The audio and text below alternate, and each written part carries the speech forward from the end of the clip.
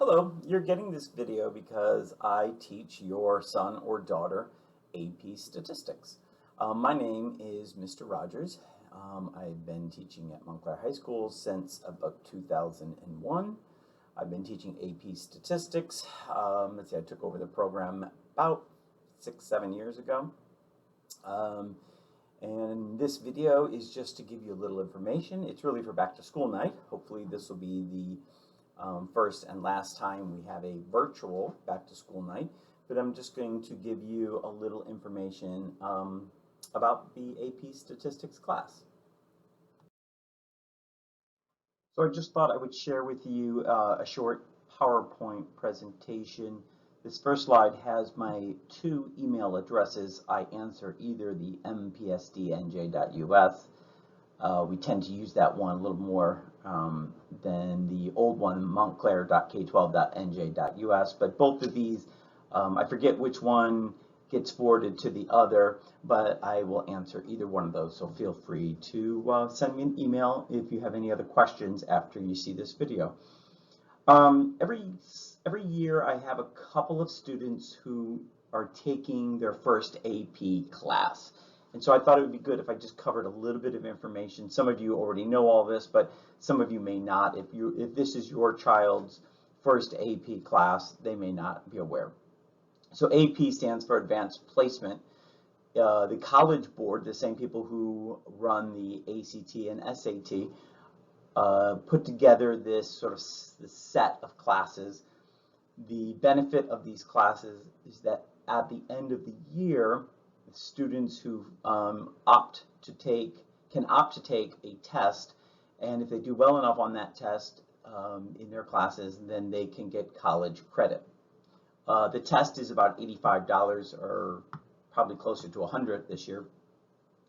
If you have difficulties coming up with that money, the school does pay for some students' exams if you have difficulty paying for that. It sounds expensive, but if you compare that to a 3-credit introductory course in college, it's really kind of cheap when you think about it. We operate this class with the assumption that all students will take the AP exam, but ultimately whether your child takes the AP exam is up to them. They don't have to take it. It's not a requirement. We operate the course as though that everyone is going to take it. And this course is designed really to prepare you for that exam. I mean, you're learning a lot of statistics along the way, but ultimately the way I teach things is the way that the examiners, the test readers are going to want to see stuff. Okay, so a calculator is really important and is actually required for this class. It does not have to be a Texas Instrument graphing calculator, but those are the only ones that I demonstrate how to use in class. So every year I get a couple kids who might have a Casio or some other version. They can certainly use that. It's allowed. I just won't be able to help them directly very well on how to use those. Of course, there's always Google, and students are always able to successfully figure out how to use those other calculators. I do my demonstrations on how to do stuff for the AP exam using a TI-84. The calculator on the far right is rather expensive. It's a colored screen. It's a chargeable battery, whatever. About $140. You don't have to spend that much. The last time I bought a TI-84, I bought the one in the middle, old black and white screen for AA batteries, AAA batteries. I bought it used on Amazon for about $55. So they're out there. You can sort of get them a little bit cheaper than just going to Staples and buying it new. They do need to have their graphing calculator fairly soon. The sooner the better.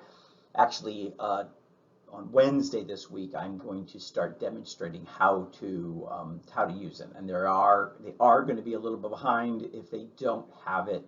And the sooner they get it, the better. All right, so this is a math class, but it's not your typical math class, right? So I have a picture here of an old Algebra 2 book I used to teach out of, and this is what probably most of you think of when you think, okay, it's time for math homework. this is probably what you look at. You kind of think about a page of problems, you work the problems, and you're done. This is really what a statistics book set of homework looks like. You know, there are some graphs. This picture just doesn't show any graphs, so it's not just words, but there's a lot of reading in this class. A lot of reading, a lot of writing, a lot of interpreting. We do really, as the course goes on, we do less and less calculations by hand, and that's where the calculator comes into play. So the students are really interpreting the data and interpreting the results that the calculator gives you more and more as we go through the book. So it's really word problem. Every problem we do is really a real world, you know, mathematical problem, right? Statistics is so useful. So just wanted to let you know and let the students be aware that this is not your typical math class. All right, the grades. I have 3 categories of grades. Homework is worth 10%. They'll have homework most days that we have class. And then 40% is quizzes and 50% is tests. The idea is that we would have 2 tests per marking period. We traditionally do that. This year, with the reduced instructional time, I'm not sure if that's going to be possible. I'm going to try my hardest to get 2 tests in per marking period. There are other things that go into your grade. We will have, you know, some projects, and actually I'll assign a project this week, which will be due next week. And that will count as a quiz grade. So we have other projects, other stuff in here, but I just kind of keep it simple with my grading. Everything counts as a homework, everything counts as a quiz, or everything counts as a test. Okay, so thanks for watching the video. And again, if you have any concerns, feel free to shoot me an email. Hopefully, like I said, this is the last time we have to meet this way. All right, good night.